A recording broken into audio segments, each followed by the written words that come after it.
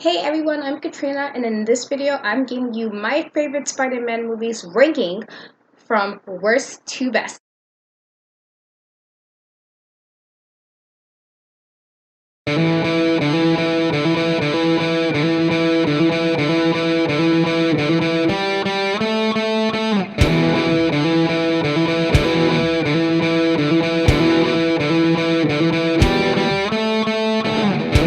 First out of my list with the worst Spider-Man, in my opinion, is The Amazing Spider-Man 2. I do not like Andrew Garfield as Spider-Man. I don't care what anybody says. People try to make, oh, but he's a good Spider-Man. No. He was not a good Spider-Man. I didn't like his stupid face. I didn't like the way he was. He's supposed to be representing Queens, New York City. He did not. I'm sorry. I'm gonna get people who are gonna disagree with me. I'm probably gonna be like, oh my god, Katrina, we're talking about. That's nice. He sucked as both Peter and Spider-Man. No, I personally did not like him. The whole Amazing Spider-Man, my ass. I was just like, no. And the thing is amazing is how amazingly quick I was annoyed with this movie. That was the only thing amazing about this. I didn't like it, and don't even get me started with Jamie Foxx being the villain. And I like Jamie Foxx. Jamie Foxx is a dope actor, but he was not villain material for this movie. I was so annoyed with him. Gwen Stacy made me want to like flip her, and I have no problem with Emma Stone, but no, just no, no, sucked. So this is like the worst one for me. Amazing Spider-Man 2, just trash. All those things, absolutely garbage. Now I'm gonna talk about Spider-Man 3. I'm a fan of Tobey Maguire. I know a lot of people weren't fans of him, and it was like, oh, because he's the first doesn't mean he's the best. He's not the best in my opinion, but he's better than Andrew Garfield because just getting me upset again. Anyway, I was really excited when I found out Venom was supposed to be the villain in Spider-Man 3. Venom is my absolute favorite Spider-Man villain. I know people call him the anti-hero, and that's nice and all, but no, he's the villain, okay? And he's one of my favorite Spider-Man villains, so I was like really excited. I'm like, yeah, she's about to give me my guy. I'm ready for this. And then first of all, James Franco was Harry was annoying me for most of the movies, but then he really annoyed me in number 3. He just like, bro, you really have this deep resentment of Spider-Man when your father was crazy as hell. Bro was crazy. And instead of you asking people who probably knew him a lot better than you did, because he pretty much ignored you all the movies. He kind of treated you like your stepchild. He didn't care much about you, bro. He did.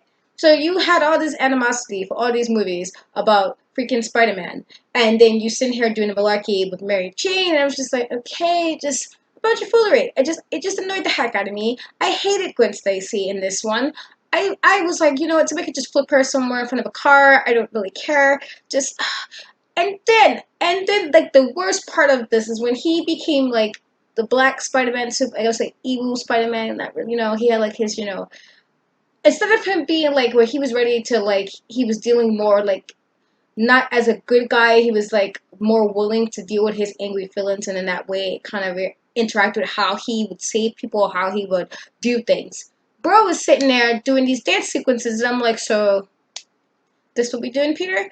Like you sitting there with your little emo cut, your little eyeshadow, your eyeliner and stuff, and then you sitting there doing the whole whatever weird thing he was doing, and on the street, and I was like, no, Peter, Toby, no, no, no, no, no. And then even the scene when Mary Jane was singing it in the bar, and not that she could sing that well because she could. And then he started doing the piano and doing all the spinning shit, and I'm like, bro, what does this have to do with evil Spider? Like, what does this have to do with the Spider-Man with the dope ass black suit? What is this? And the suit was dope. I loved the suit, but I just was not happy with how they portrayed one of my favorite storylines for Spider-Man. I was so bad that like every time I see it now, there's the joke where not it's a meme where he's doing the dancing. I feel like if you're supposed to be emo, you get the Spider-Man meme. It's just like you guys just hurt my feelings about that. I was so excited, and then I was just like, oh, okay, this is what you're gonna do to Katrina. You're just gonna, all right. I mean, it was ridiculous, absolutely ridiculous. I didn't like it. I mean, I feel like most people agree that Spider-Man 3 sucked, like sucked a whole bunch of like ball sacks. It just sucked. And it sucked because I felt like that was Tobey Maguire's like last movie as Spider-Man. He should have went out with a bang. And I feel like every time with these superhero movies, they can never get the third movie right. It's like you guys like, it's third movie. We already got people. We don't got to put that much effort into it. You know what, guys? Just do better next time. You get to a third movie. I hope the guy don't do this to Tom Holland with his third movie because I'm gonna be upset. Don't do that. Just don't. I'm talking about the Amazing Spider-Man, which obviously comes before an Amazing Spider-Man 2. I do not like Andrew Garfield, as I've said already. I do not like him, but this movie was better than Spider-Man 3. So in this one, we get introduced to Peter Parker, this version of Peter Parker for the first time. We get more information and backstory about his parents, which I did appreciate because normally when they do Spider-Man, they always start right at the fact that Uncle Ben died, or Uncle Ben has, or where Peter is dealing with that grief, or it's like some time has passed when Uncle Ben died, and we're just, dealing with all of that. So I thought it was nice to get some more information about his parents. I thought it was I thought the lizard, or Dr. Connors, rather, I think that's his name.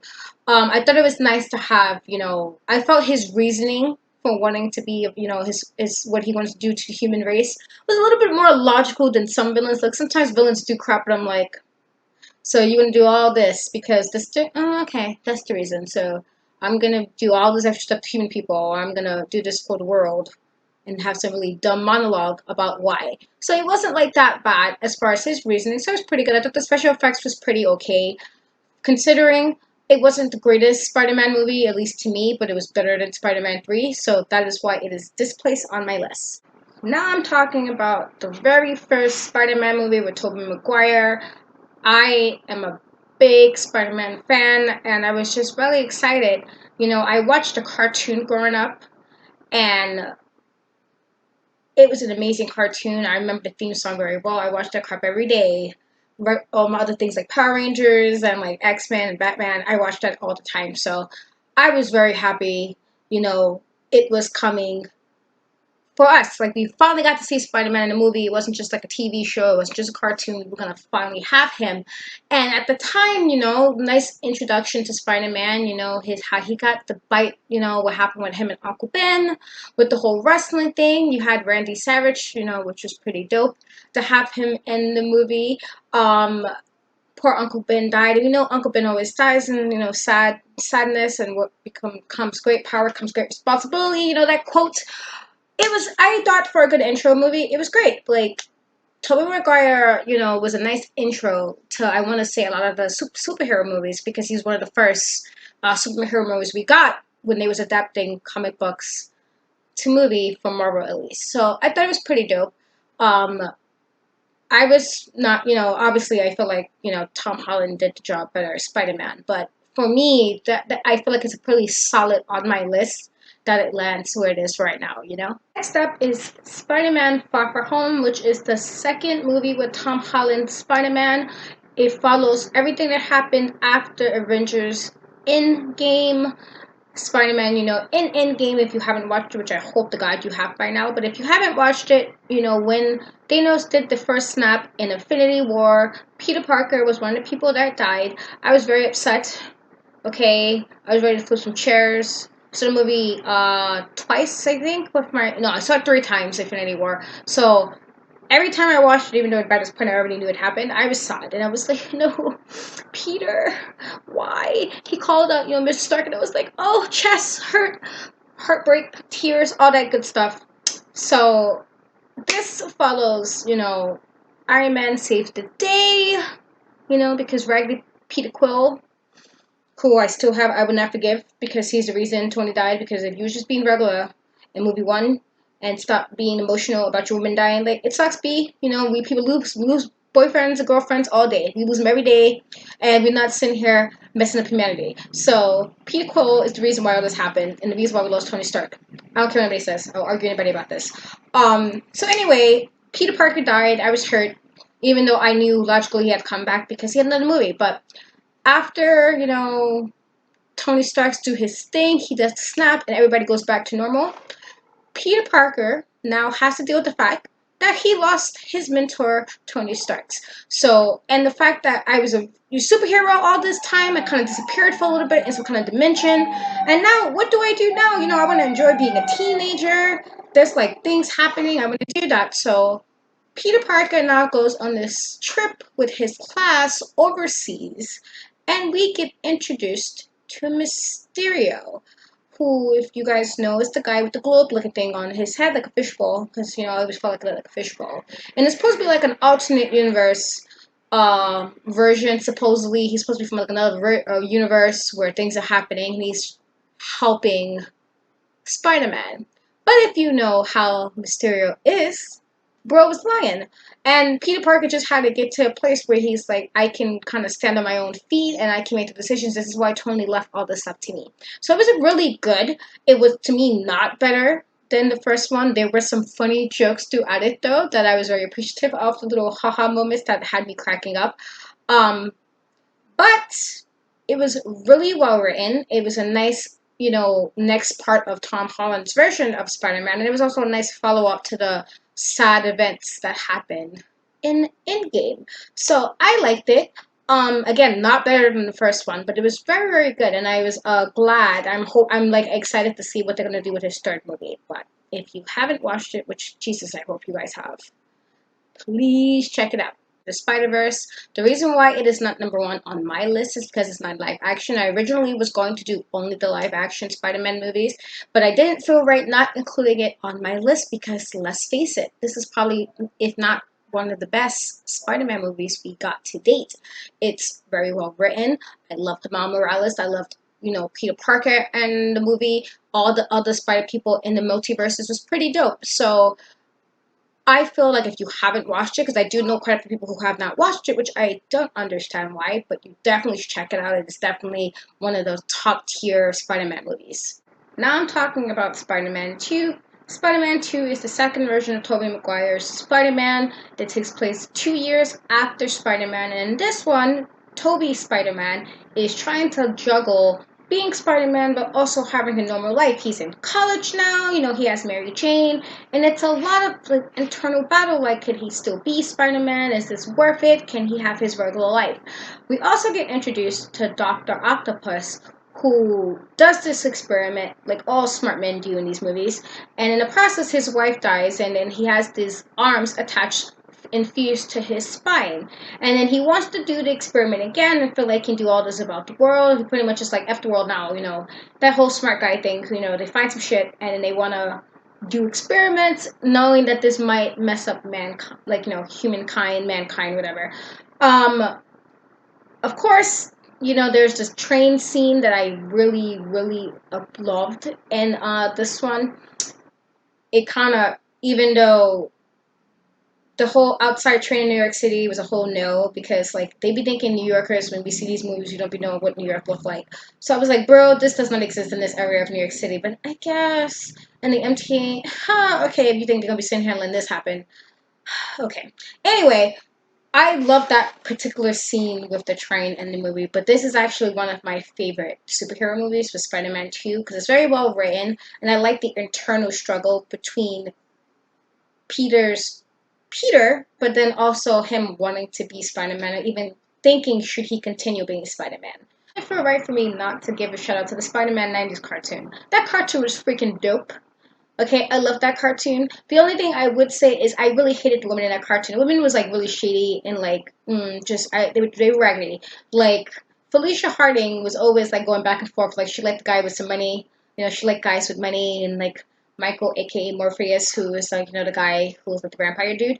And, she was always between him and Peter. And I hated that crowd because I'm like, poor Peter is just getting his little heart all broken up and crushed. And I'm just like, oh, okay. And then Mary Jane, as I got older and like really looked what some of the crap she used to say, she was a toxic woman. Like, I just saw this clip on Facebook when like he was talking to her and she just jumped at the building. And I remember the episode, but like she jumped off the building and he went to catch her and he was like, well, what you doing, Mary Jane? And she was just like, oh, I wanted to see if you still catch me and save me. And I'm like, sis, was that the way to ask that question? You had to jump off a building? Like, is this the kind of behavior you want to put with the women out here? Like, you could just, like, I'm going to jump off some crap and hope to God this man save me? Like, no, sis. Super toxic. But outside of the toxic women, I thought I loved the cartoon growing up. So I just wanted to give a little shout out to that. Because, where would us people be without the good shows in the 90s? Like, we can argue all day. about the whack shows, but the 90s have like the best shows, like hands down. I don't care. Says I don't care. I don't care. I'm just gonna I'll debate you guys about everything. I'll pull up a whole bunch of shows. Like tell me a show better than this or this or this. So just had to give a quick shout out to that because I actually really love that cartoon. Last but not least, I want to talk about Spider-Man Homecoming. Now, Tom Holland is my absolute favorite Spider-Man. Um, he, for me, embodies both Peter Parker and Spider-Man very well. Like Spider-Man, Peter Parker is very smart and, sometimes a bit unsure, but he's not like super dweeby or anything. But then he's also like super like, you know, got that sarcastic mouth, New York City all day.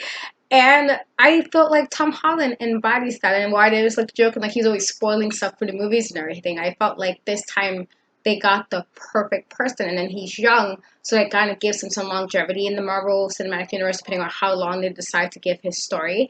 So for me, when I found out that he was going to be the new Spider-Man, I got to see him a little bit in Captain America: Civil War, and then to see his first full movie. The movie was really funny, but it was perfect like teenage problems and trying to figure out where you belonged, and then also being like, oh, I just did this crazy awesome thing with a bunch of superheroes and now I gotta be a regular kid again. So I thought the movie was amazing. I thought it was very well written. So for me, that is my top one on my list. You guys tell me, how would you rank all the Spider-Man movies? I look forward to reading your comments. Don't forget to like, comment, and subscribe, and I will talk to you guys later. Bye.